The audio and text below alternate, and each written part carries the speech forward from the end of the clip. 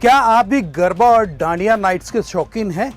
क्या आप भी हर साल नवरात्रि का बेसब्री से इंतजार करते हैं ताकि इन रंगीन और मस्ती भरे आयोजनों का हिस्सा बन सके?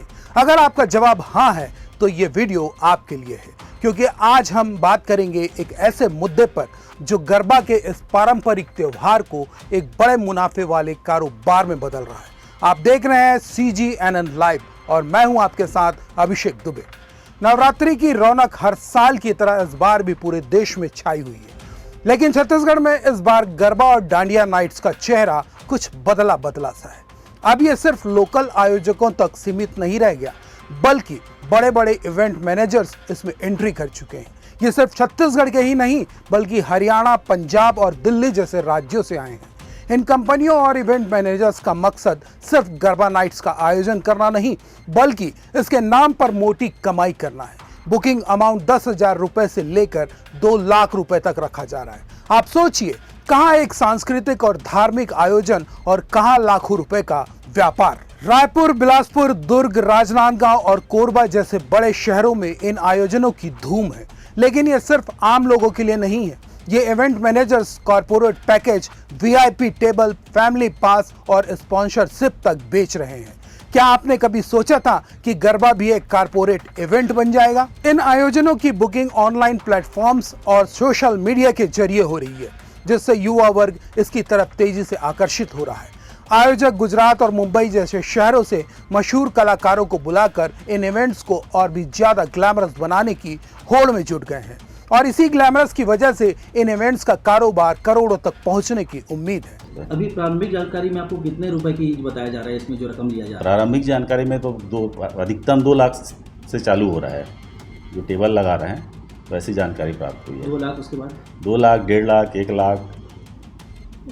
अभी जो जलसा के जो डांडिया के कार्यक्रम में किस तरह का जो आप इसमें करेंगे, जांच की टीम बैठाएंगे? हम उनसे कितने आदमी टेबल बिका, क्या क्या वहाँ और सुविधा दी गई, उसके हिसाब से अपन कैलकुलेशन करेंगे। और जो सेलिब्रिटी आ रही है उनके लिए भी चार्जेस जो दिए हैं, हाँ, उसकी भी जानकारी लेंगे। चार्जेस, कितने चार्जेस लिए हैं, कितने उस पर टैक्स जमा किए हैं, उसकी जानकारी लेंगे। अब सबसे बड़ा सवाल यह है कि इन आयोजनों पर नजर कौन रख रहा है? प्रदेश के कारोबारियों पर तो अफसर तुरंत कार्रवाई करते हैं, लेकिन दूसरे राज्यों से आए इन इवेंट ऑर्गेनाइजर्स पर वे मेहरबान क्यों हैं? कारपोरेट गरबा के नाम पर लाखों रुपए के टिकट बेचने वाले इन कारोबारियों ने अभी तक GST विभाग से इवेंट की परमिशन तक नहीं ली है। सूत्रों के मुताबिक अफसरों ने भी इन्हें एक तरह की मौन सहमति दे रखी है।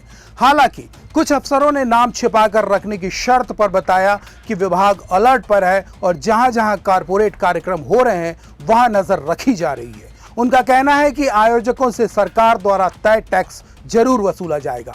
GST विभाग के सूत्रों की माने तो बिलासपुर, रायपुर, दुर्ग, राजनांदगांव, कोरबा और मनेंद्रगढ़ समेत प्रदेश के 100 से ज्यादा बड़े आयोजनों की एक लिस्ट तैयार की गई है। अफसर इन आयोजनों पर पैनी नजर रखेंगे। जहां भी टिकट, पास या पैकेज बेचे जा रहे हैं वहां से बिलिंग की जानकारी मंगाई जाएगी। अधिकारियों का कहना है कि उन्हें सांस्कृतिक आयोजनों पर कोई आपत्ति नहीं है, लेकिन जब यह कारोबार का रूप ले लेता है और आयोजक मोटी कमाई करते हैं तो सरकार को उसका हिस्सा टैक्स के रूप में मिलना ही चाहिए। तो अभी मतलब आपके माध्यम से ये सूचना मिली है, अब संज्ञान में आ गया। हमारी BIU टीम उसमें लगी हुई है। जो भी अपना उसमें मिलेगा, जो भी जितना भी टेबल है उसकी गणना करके उसके हिसाब से हम टैक्स कैलकुलेशन करके वसूलेंगे। ये फीस की भी रकम मोटी है, इसमें जो चार्जेस लिया जा रहा है 1.5 लाख, 1 लाख, 2 लाख रुपए। सबसे कम वाला जो है 1,800, 2,000 रुपये 3,000 के हैं। तो इतनी बड़ी संख्या में इसमें GST के जो फेर का मामला सामने आ रहा है, जानकारी नहीं दी गई अभी तक, तो इसमें क्या कार्रवाई करेंगे? नहीं, ये तो वो एक रजिस्टर्ड डीलर होगा या कोई इवेंट वाला करा रहा है, इसकी जानकारी ले रहे हैं। तो उसके बाद जो भी मतलब वो आएगा गणना में, उसके हिसाब से हम कार्रवाई करेंगे। बिलासपुर, रायपुर और दुर्ग में तो कई बड़े आयोजनों की स्पॉन्सरशिप और कारपोरेट पैकेज की बुकिंग पहले से हो चुकी है। आयोजकों ने बड़े कलाकारों को बुलाया है और सोशल मीडिया पर खूब प्रमोशन हो रहा है। इतना ही नहीं, कुछ जगह तो डीजे लाइट, फूड कोर्ट और गेमिंग जोन भी जोड़े गए हैं। अधिकारियों का मानना है कि ये सब मनोरंजन कर और GST के दायरे में आते हैं। मनेंद्रगढ़ और कोरबा जैसे छोटे शहरों में भी बड़े आयोजन हो रहे हैं, जहां स्थानीय व्यापारियों और होटल कारोबारियों ने पैकेज प्रमोट किए हैं। विभाग का खास फोकस उन आयोजनों पर है जहां टिकट बिक्री का हिसाब नहीं दिया जा रहा है। अफसरों ने संकेत दिए हैं कि जल्दी सर्वे और जांच की कार्रवाई शुरू होगी। तो यह साफ है कि नवरात्रि में गरबा नाइट्स अब सिर्फ धार्मिक या सांस्कृतिक कार्यक्रम नहीं रहे, बल्कि एक बड़े पैमाने का कारोबार बन चुके हैं। यह एक ऐसा धंधा बन गया है जहां पैसों का खेल खेला जा रहा है। यही वजह है कि सरकार अब इस कारोबार पर टैक्स की सख्ती से वसूली करने की तैयारी में है। तो क्या आपको लगता है कि गरबा जैसे पारंपरिक त्योहारों को एक बिजनेस का रूप देना सही है? अपनी राय हमें कमेंट्स में जरूर बताएं। अगर आपको यह जानकारी पसंद आई है तो इस वीडियो को लाइक करें, अपने दोस्तों के साथ शेयर करें और हमारे चैनल को सब्सक्राइब करना ना भूलें। नमस्कार।